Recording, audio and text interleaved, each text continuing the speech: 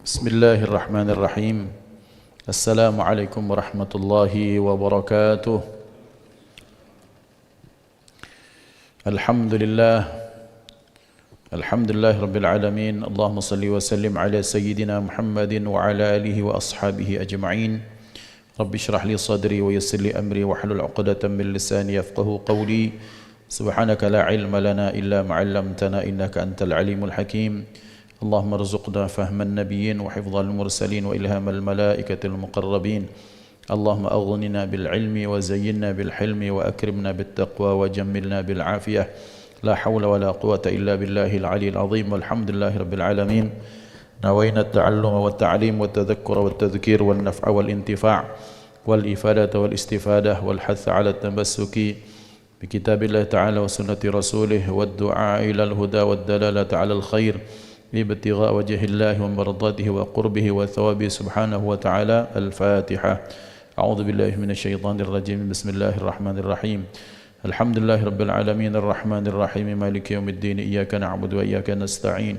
اهدنا الصراط المستقيم صراط الذين أنعمت عليهم غير المغضوب عليهم ولا الضالين. آمين. Hadratal muhtaramin yang saya hormati, saya ta'zimi, imam masjid, para guru, para ulama, para fuqaha yang saya hormati, saya ta'zimi, saya cintai karena Allah, Bapak Ketua Masjid Baitur Rahman Bangraya, Profesor Dr. Haji Najib Asmani, mudah-mudahan Allah berikan sehat wal afiat, Bapak Ketua BPKP Sumatera Selatan beserta seluruh jajaran pegawai yang mudah-mudahan terus kita semua istiqamah dalam kebaikan, para pengurus Masjid Bangraya dan seluruh jamaah yang dimuliakan Allah. Alhamdulillah, pada siang hari ini kita akan melanjutkan pembahasan kita hadis Arba'in Nawawiyah, yang hari ini kita akan masuk dalam hadis yang ketiga, yang hadis ini diceritakan, diriwayatkan oleh Abdullah ibn Umar radhiyallahu taala anhuma. Bismillahirrahmanirrahim. An Abi Abdurrahman Abdullah ibn Umar ibn al-Khattab radhiyallahu anhuma qala. Dari jalur Abu Abdurrahman, bapaknya Abdurrahman yang bernama Abdullah, yang ayahnya bernama Umar, kakeknya bernama Khattab, radhiyallahu anhuma. Allah Subhanahu wa taala meridai keduanya, Abdullah dan Sayyidina Umar. Qala, ia bercerita, sami'tu Rasulullah sallallahu alaihi wasallam yaqul, aku menyimak mendengar Rasulullah sallallahu alaihi wasallam bersabda, Bunyal Islamu ala khamsin, Islam itu dibangun atas 5 perkara. Syahadati an la ilaha illallah wa anna Muhammadar Rasulullah, bersyahadat tiada sembahan yang berhak disembah melainkan Allah, dan bahwasanya Nabi Muhammad adalah utusan Allah. Wa iqamis salati, yang kedua mendirikan salat. Wa itaiz zakati, yang ketiga menunaikan zakat. Wa hajjil baiti, yang keempat naik haji. Wa saumi ramadana, yang kelima puasa pada bulan Ramadan. Rawahul Bukhari wa Muslimun, ini hadis meriwayatkannya Imam Bukhari dan Muslim. Maka bapak-bapak, secara urutan maka rukun Islam itu tetap 5, tapi dalam hadis ini ada kebalikan dari yang biasa kita dengar. Biasanya yang keempat itu menunaikan zakat, kemudian atau yang keempat itu puasa bulan Ramadan, yang kelima haji bagi yang mampu. Dalam hadis ini dinyatakan pertama syahadat, yang kedua mendirikan salat, kemudian yang ketiga menunaikan zakat, yang keempat pergi haji, yang kelima puasa pada bulan Ramadan. Hadis ini adalah hadis qauli, hadis ucapan, adalah hadis yang disampaikan berupa ucapan baginda Nabi Muhammad sallallahu alaihi wasallam. Terhitung semenjak beliau diangkat menjadi nabi dan rasul, dari ayat Iqra bismi rabbikal ladzi khalaq, maka di saat itu ucapan beliau itu dihitung sebagai sumber hukum setelah Al-Quran. Maka para sahabat itu mereka punya perhatian lebih terhadap apa yang disampaikan Rasulullah. Sampai-sampai kalau ada hadis atau ucapan Rasulullah, maka para sahabat tak berani ngomong. Takut nanti orang kalau sambil ngomong, sambil mengerjakan perbuatan yang lain, ditakutkan nanti mereka akan satu tak paham, kedua tak hafal, ketiga kemudian salah dalam menyampaikan kepada orang setelahnya.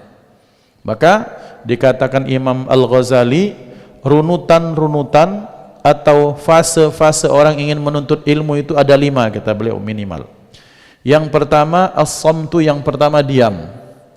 Orang menuntut ilmu pasti banyak diamnya. Tak mungkin ada orang menyampaikan sesuatu dia sambil ngobrol, mendengarnya sambil ngobrol, sambil mendengarkan ucapan yang lain atau melakukan pekerjaan yang lain. Karena kenapa? Karena dinyatakan Allah tidak menjadikan satu dalam satu wadah, satu dada itu ada 2 hati di situ. Maksudnya secara maknanya dalam satu pendapat, salah satu maknanya di hadis ini, orang kalau mendengar pembicaraan maka dia butuh mencerna satu pembicaraan, bukan 2 pembicaraan. Maka contoh ini bagi para ustadz dan ustadzah, baik itu beliau yang mengajar bacaan Quran ataupun yang mengajar menyimak hafalan Quran, kadang-kadang untuk efisiensi waktu nih apa yang terjadi? Kadang-kadang guru-guru kita yang mudah-mudahan Allah berikan sehat walafiat pada guru-guru ngaji kita, kadang membariskan 2 atau 3 orang untuk ngaji atau untuk takrir, murajaah hafalannya. Maka percayalah ya ikhwan, dari 3 orang itu pasti ada yang terlewat yang disimak. Karena guru ketika nyimak 1, 2, 3, anak yang pertama, maka yang kedua dan ketiga sekalipun dia baca, sekalipun dia mendengar, tapi untuk mencernanya dalam otak cuma harus satu fokus saja. Maka kita harus diam supaya langkah yang kedua itu bisa kita lakukan dengan baik. Langkah pertama belajar itu kata Imam Ghazali as-samtu, diam. Yang kedua istima'. Istima' itu mendengar dengan menghadirkan jasad, fikiran dan perasaan kita. Karena kadang-kadang ada juga orang hadir di satu tempat tapi ternyata badannya hadir tapi pikirannya kemana-mana. Ada orang yang dia hadir, wujudnya berada di situ, tapi kemungkinan konsentrasinya sedang berada di luar, wallahu alam. Maka kata Imam Ghazali, kalau engkau pengen belajar, maka fase yang kedua mau tidak mau harus kita lakukan, kita menyimak. Yang ketiga apa? Yang ketiga al-hifdhu. Yang ketiga menghafal. Tentunya menghafal ini tidak sekedar menghafal, kita hafal, kemudian kita cari maknanya, kemudian secara letterlechna, kemudian secara substansinya, sehingga ada istilah al-fahmu lil qiraati, kita memahami teks yang ada, ilmu yang ada, supaya kita gampang membacanya. Atau al-fahmu lil hifdhi, kita memahami sesuatu supaya gampang kita menghafalnya. Atau dibalik, kita hafal supaya setelah itu kita bisa paham. Silahkan, mana yang kita bisa. Intinya adalah di dalam Islam menghafal merupakan tradisi yang tak bisa dilepaskan dari seorang muslim. Ada, kita lihat ya ikhwan, bahwa betapa banyak ada anak-anak, kalau Al-Quran kita tak usah sebut lagi, betapa banyak ada anak-anak kecil, remaja, dewasa, orang tua sekalipun, ketika mereka hafal Quran ya sudah 6.300 sekian ayat itu mereka hafalkan, 6.000-an ayat loh, masuk dalam dada atau dalam otak. Itu rasanya tak bisa dipercaya, tapi mukjizat Al-Quran. Ternyata Allah ingin menunjukkan, a'udzubillahi minasyaitonir rajim, wa laqad yassarnal qur'ana lidzikri fahal mim muddakir. Sungguh kami telah memudahkan Al-Quran untuk difahami, disimak, dihafalkan.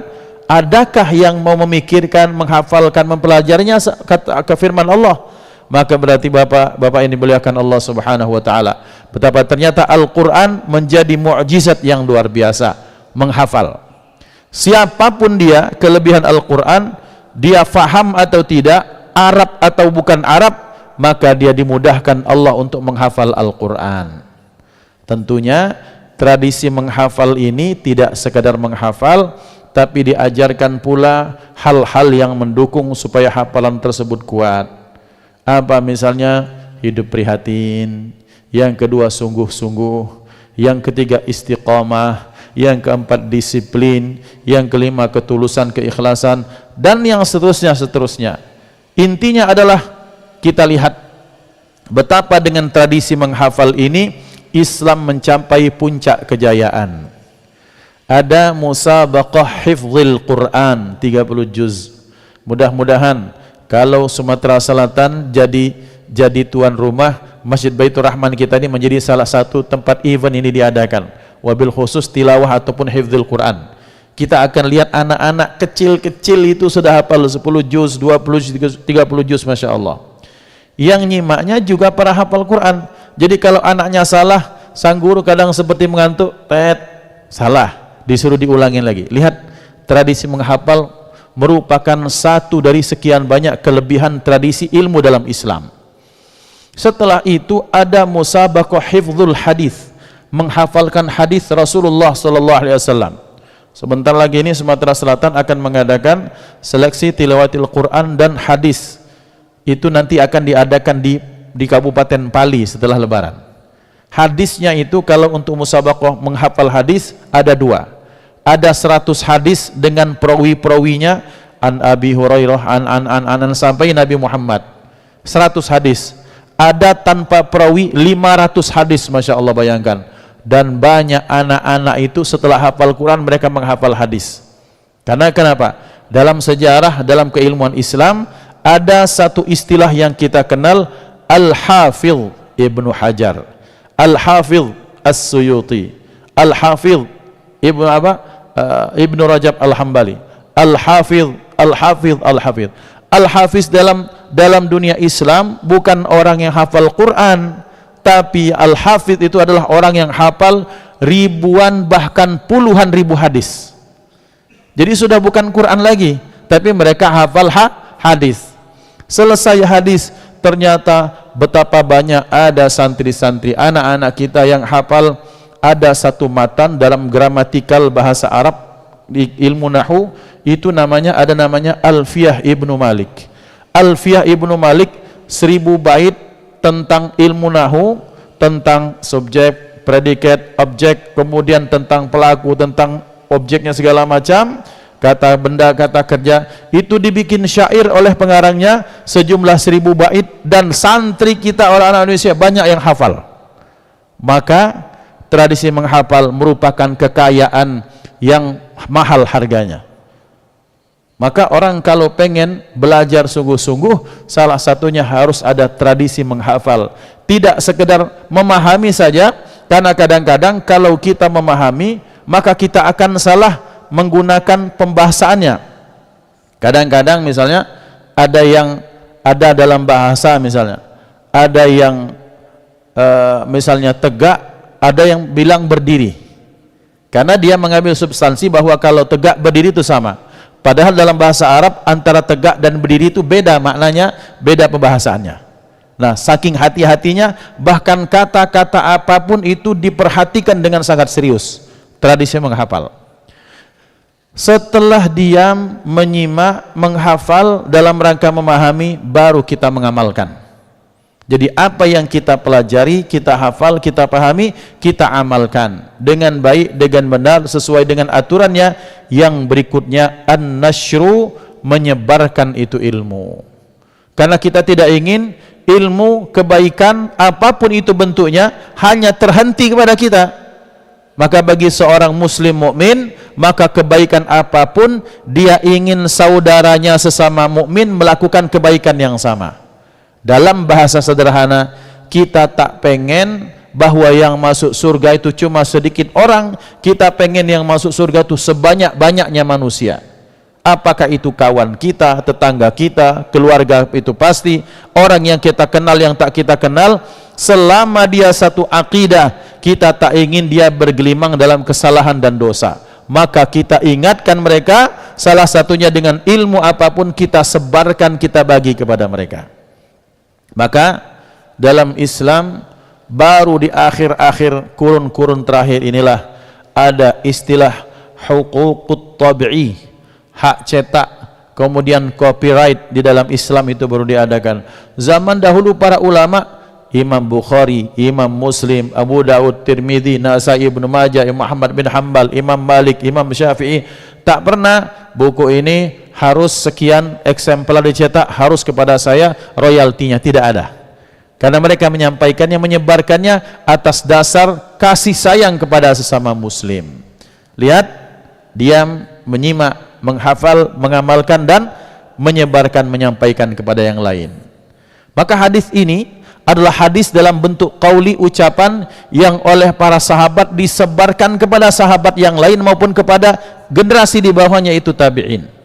Hadis ini diriwayatkan oleh siapa? Abu Abdurrahman Abdullah bin Umar bin Khattab radhiyallahu anhuma.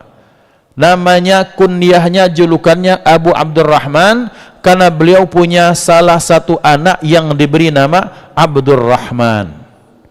Maka Abdurrahman ini adalah satu dari sekian banyak anaknya Abdullah. Abdullah ini adalah anak Sayyidina Umar bin Khattab radhiyallahu anhu. Jadi Sayyidina Umar bin Khattab punya anak, salah satu anaknya namanya Abdullah. Abdullah punya anak, salah satu anaknya namanya Abdurrahman. Maka beliau diberikan gelar bapaknya Abdurrahman. Namanya Abdullah bin Umar menceritakan bahwa aku mendengar Rasulullah sallallahu alaihi wasallam. Berarti beliau menceritakan riwayat ini secara langsung. Hadis ini beliau riwayatkan sesuai dengan apa yang beliau dengar. Beliau menyatakan bunyal Islamu ala khamsin, Islam itu dibangun atas 5 pondasi, 5 perkara. Syahadati alla ilaha illallah, bahasanya syahadati bukan syahadatu, sesuai dengan teks hadisnya. Syahadati alla ilaha illallahu wa anna Muhammadar Rasulullah, bersyahadat bahwa tiada Tuhan melainkan Allah dan Nabi Muhammad utusan Allah. Pertama, hadis ini Rasulullah sallallahu alaihi wasallam mengandaikan, mengibaratkan, mencontohkan Islam ini seperti bangunan. Bangunan itu ada yang kokoh, ada yang tak kokoh. Kalau pondasinya kuat, maka bangunan di atasnya akan kuat. Kokoh pondasinya, di atasnya kokoh, di tengahnya kokoh, atasnya tak kokoh juga tak bisa. Kemudian kokoh pondasinya, atapnya bagus, tengah-tengahnya tidak kuat juga tidak bisa. Kemudian kokoh bawahnya, kokoh tengahnya, tak beratap juga tak bisa. Ada orang di sini yang bikin rumah besar, bagus, interior, eksterior, kemudian tak ada atap, tak ada. Maka berarti Islam sebagai satu bangunan tidak bisa dipisah-pisahkan dengan yang lainnya. Berarti kalau mengaku syahadat tak cukup dengan asyhadu alla ilaha illallah selesai wa anna Muhammadar Rasulullah, dia tak mengakui, tak bisa. Dalam Islam 5 komponen ini harus ada, maka dia disebut sebagai bangunan yang kokoh. Bunyal Islam, Islam itu dibangun atas 5 perkara. Apa makna Islam? Islam artinya istislam, seseorang menyerah. Al-inqiyad, ketika dia menerima apa yang disampaikan Allah berupa aturan-aturan, berupa kewajiban yang wajib dia laksanakan, yang haram dia hindari, yang anjuran-anjuran dia lakukan, itu maknanya Islamnya seseorang. Maka orang yang mengaku Islam tidak disebut sebagai Islam kecuali ada pengamalan dari nilai-nilai Islam itu sendiri. Maka Islam itu pertama syahadatu alla ilaha illallah wa anna Muhammadar Rasulullah. Apa makna syahadat? Dinyatakan syahadat itu al-iqraru biwujudillahi ta'ala wa wahdaniyati. Pertama, hati kita mengikrarkan akan adanya wujudnya Allah subhanahu wa ta'ala. Satu. Yang kedua, kita bersaksi, mengiktikadi, kita meyakinkan bahwa Tuhan yang kita sembah itu Esa, lam yalid walam yulad. Esa, tak usah ditafsirkan banyak-banyak. Kalau Esa ya Esa, kalau satu ya satu, selesai. Tak usah pakai rumit-rumit segala macam. Maka dalam Islam surah Al-Ikhlas itu menjadi surah yang nilainya sama dengan sepertiga isi Al-Quran. Maka beliau sallallahu alaihi wasallam bersabda, barang siapa yang baca qul huwallahu ahad, maka seolah-olah dia membaca sepertiga Al-Quran, karena sepertiga Al-Quran adalah ayat-ayat yang berbicara tentang tauhid atau mengesahkan Allah Subhanahu wa taala. Kita telah bahas syarat Tuhan itu apa. Kemudian selanjutnya Tuhan itu salah satunya harus sifat wahdaniyah, sifatnya tunggal, satu, esa. Kenapa? Allah lanjutkan dalam ayat yang lain. A'udzubillahi minasyaitonirrajim. Qul law kana fihima alihatun illallahu la fasadata. Allah menyatakan, katakan wahai Muhammad, sampaikan kepada umatmu, jikalau di alam semesta ini ada Tuhan selain Allah, niscaya alam semesta ini hancur. Yang satu pengen bangun, yang satu pengen menghancurkan. Yang satu pengen menciptakan, menghidupkan, yang satu pengen mematikan. Akan ada tabrakan kepentingan di situ. Tabrakan kepentingan manusia masih hebat, masih biasa. Tapi kalau sudah Tuhan, yang dua Tuhan itu punya kepentingan, yang dibikin rugi adalah alam semesta termasuk kita manusia. Maka kita yakin bahwa Tuhan yang kita imani itu esa, satu, tunggal, sifatnya maupun af'alnya, sifatnya maupun perbuatannya apa? Allahu la ilaha illa huwal hayyul qayyum. Allah tiada sembahan kecuali Dia, Al-Hayyu yang maha hidup terus menerus tak pernah mati, Al-Qayyum yang Ia berdiri sendiri, tak ada ketergantungan dengan yang lain, tak minta bantuan dengan yang lain, kemudian Allah tak bisa dipengaruhi oleh yang lain, berdiri sendiri, Allah merdeka. Ini maknanya Al-Qayyum. Berarti syahadat itu ketika kita mengikrarkan dengan akan adanya Allah, juga atas keesaan Allah. Yang kedua, membenarkan hati kita bahwa Nabi Muhammad sallallahu alaihi wasallam adalah nabi dan rasulnya. Bapak-bapak yang saya cintai karena Allah, kita lihat bahwa ketika seseorang menjadikan Islam sebagai agama, maka rukun ini adalah rukun wajib, mengimani Rasulullah. Dan berbahagialah kita, berbanggalah kita, bersyukur lebih kita kepada Allah. Karena kenapa? Karena kita dijadikan umat Nabi Muhammad sallallahu alaihi wasallam, yang beliau menyatakan, sungguh aku rindu kepada saudaraku. Sahabat menyatakan, ya Rasulullah, bukankah kami merupakan saudara Anda? Kata Rasulullah, bukan, kalian sahabatku, dulurku, saudaraku itu adalah siapapun yang dia datang setelah generasi kita, tak pernah memandangku, melihat wajahku, mendengar suaraku, tapi beriman kepadaku, itu adalah saudaraku. Dianggap saudara, dulur oleh Rasulullah, ini merupakan nikmat yang sangat besar. Caranya bagaimana? Kita memaknai syahadat dengan sebenar-benar makna, bahwa Allah mengutus Nabi Muhammad sallallahu alaihi wasallam sebagai utusan Allah Subhanahu wa taala ke muka bumi ini. Kemudian iqamus shalah, menunaikan salat, al muhafazatu ala salati wal qiyamu biha fi awqatiha. Mendirikan salat itu artinya kita menjaga salat, salatnya tak tinggal-tinggal, itu namanya menjaga. Bukan saat ini salat kemudian nanti tak salat, hari ini salat besok tak salat, itu namanya belum menjaga nilai kewajiban-kewajibannya. Wal qiyamu biha fi awqatiha juga makna mendirikan salat, melakukan salat tepat pada waktunya, bukan pada waktu yang lain. Bukan salat zuhur di waktu asar, bukan salat subuh di waktu duha, bukan salat maghrib di waktu isya, tidak. Orang yang disebut mendirikan salat, pertama dia melaksanakan salat dengan menjaganya, jangan sampai tak salat atau jangan sampai tinggal. Kemudian yang kedua, dia menjaga salat yang dia lakukan tepat di waktunya yang itu, bukan pada waktu-waktu yang lain.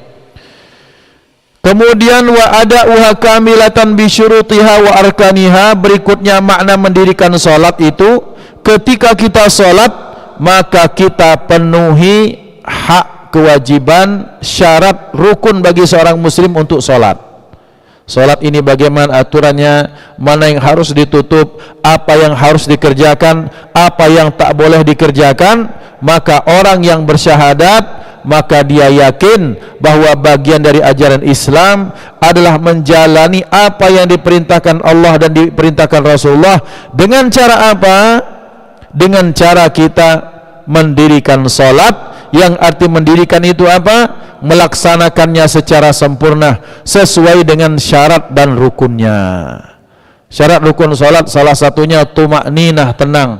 Maka kalau sholat jangan kita ini gerasa gerusu, jangan garuk-garuk, jangan mata kemana-mana.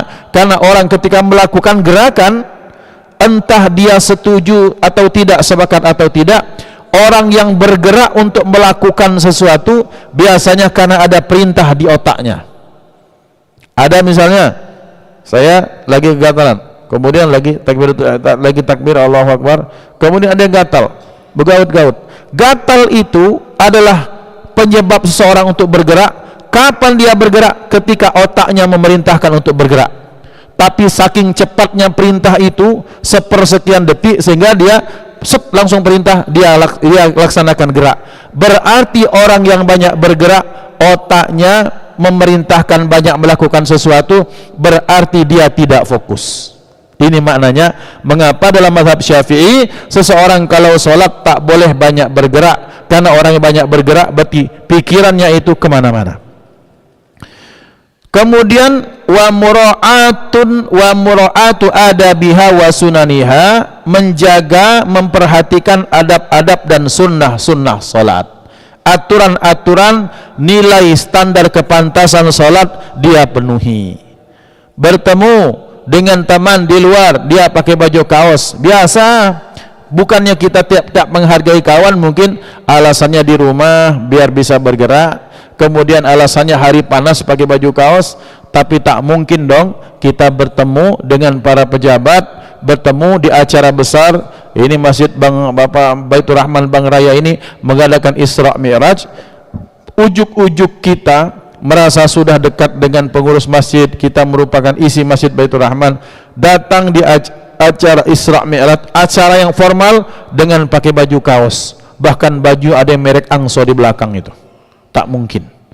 Maka orang yang sholat pun seperti itu, dia menjaga adab-adab supaya sholat itu pantas diterima Allah, supaya sholat itu pantas diberikan pahala yang besar oleh Allah Subhanahu wa ta'ala. Tidak sekedar sholat, itu maknanya mendirikan sholat. Satu, menjaga sholat jangan sampai tinggal tak melaksanakan sholat. Yang kedua, kita melaksanakan sholat di awal waktunya. Kemudian yang ketiga, kita menjaga syarat, rukun, sunnah, dan adab serta aturan-aturan sholat. Ini namanya kita mendirikan sholat.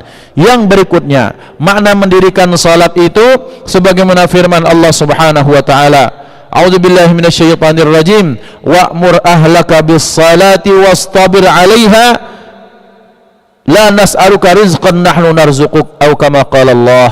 Allah berfirman, Muhammad, perintahkan umatmu untuk melaksanakan salat dan sabarlah engkau dalam hal tersebut.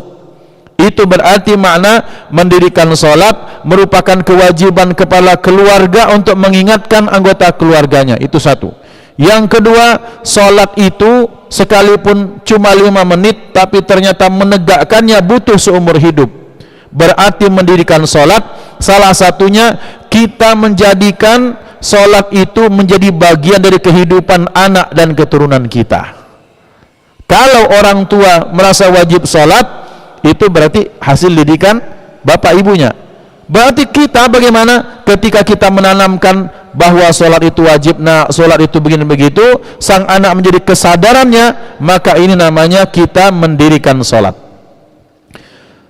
Selanjutnya, ita'uz zakah. Apa makna menunaikan zakat? Artinya memberikan zakat kepada orang yang berhak menerimanya.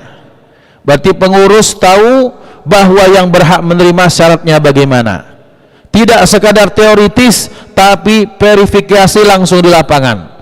dilihat, oh ini pantas, ini pantas, ini pantas, ini tak pantas. Yang tak pantas tak usah dimasukkan lagi.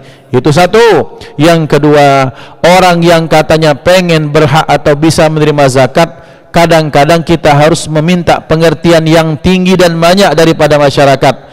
Karena sebenarnya mereka mampu, sebenarnya mereka tak pantas untuk menjadi peminta-minta, tapi kemudian mentalitasnya dia pengen terus dikasih terus, sehingga daftar minta supaya jadi masukkan dalam orang yang berhak menerima bantuan pemerintah. Padahal dalam Islam, al-yadul ulya khairun minal yadis sufla. Tangan di atas jauh lebih baik daripada tangan di bawah. Karena orang yang tangan di atas, apa yang dia lakukan? Satu, dia harus punya usaha supaya ada harta yang dia keluarkan. Satu ya. Yang kedua, ketika untuk mengeluarkan itu, maka dia harus berjibaku, bermujahadah, memerangi hawa nafsunya sendiri. Maka dalam satu pendapat ulama seperti ini, lucu. Siapa yang sampai bersedekah, maka saat itu dia telah berhasil meninju dagu iblis sebanyak 70 kali tinjuan. Kenapa maksudnya? Allah berfirman, a'udzubillahi minasyaitonirrajim, asy-syaitanu ya'idukumul faqra wa ya'murukum bil fahsya. Setan itu atau iblis akan memerintahkan kalian itu, menakut-nakuti kalian dengan apa? Dengan kefakiran. Masa kamu punya sekian persen harus disumbangkan? Gak usah, nanti duitmu habis. Kamu kan harus jalan, harus bayar sekolah, segala macam, segala bentuk kekhawatiran ketika kita pengen mengeluarkan sedekah, itu adalah bisikan daripada setan. Berhasil ya sedekah, dia telah meninju 70 jenis setan atau iblis. Karena kenapa? Dia telah berjibaku dengan hawa nafsu dan keinginannya. Maka memberikan setiap yang berhak sesuai dengan bagiannya. Siapa dia, siapa mereka, itu telah diatur dalam Islam. Kemudian berikutnya pergi haji. Mengapa pergi haji dimasukkan? Man istata'a ilaihi sabila. Kita ini ikhwan, siapapun dia, ada kecernungan dari dalam dirinya untuk berjalan mengunjungi sesuatu. Kita lihat siapapun dia, walhamdulillah, Islam itu mensyariatkan kita untuk melaksanakan haji dan umrah, terutama haji. Orang yang haji itu, dia kemudian dia ibadahnya dapat, terus otomatis jalan-jalannya juga dapat. Dari kampung berangkat ke Palembang, langsung berangkat misalnya ke Jakarta atau langsung ke kota besar. Ya Allah, ternyata dunia ini sedemikian luas. Ketika dia sedang perjalanan, itulah semakin hatinya membesarkan Allah. Ini yang Allah inginkan. Wa yatafakkaruna fi khalqis samawati wal ard. Dia memikirkan penciptaan alam semesta. Maka jarang orang Islam, orang iman, kalau berjalan pasti ketika pulang imannya bertambah. Karena kenapa? Dia akan mengkaitkan dengan apapun yang dia lihat, dia dengar. Allah, Masya Allah, Subhanallah, la hawla wa la quwata illa billah. Melihat ada orang Indonesia kecil-kecil, ada orang Eropa besar-besar. Mata kita coklat, ada yang matanya hitam, ada yang matanya biru. Ada yang kita yang minimalis hidungnya, ada yang maksimal luar biasa. Ini Allah Al-Musawwir, Allah yang maha membentuk rupa, yang menginginkan hal tersebut terjadi. Bertambahlah imannya kepada Allah Subhanahu wa ta'ala.